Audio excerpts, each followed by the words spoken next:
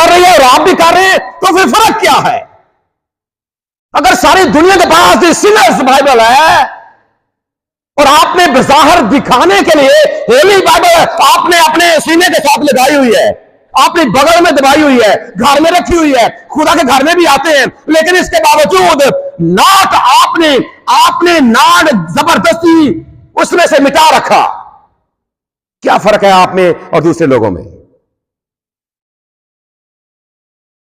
जरूर हमने इस बात को सोचना है।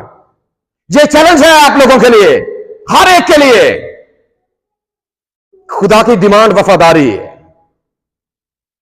और हर रिश्ता वफा की डिमांड करता, हर रिश्ता वफा की डिमांड करता।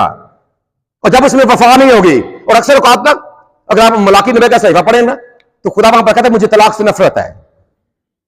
क्यों ऐसा मामला हो जाता है?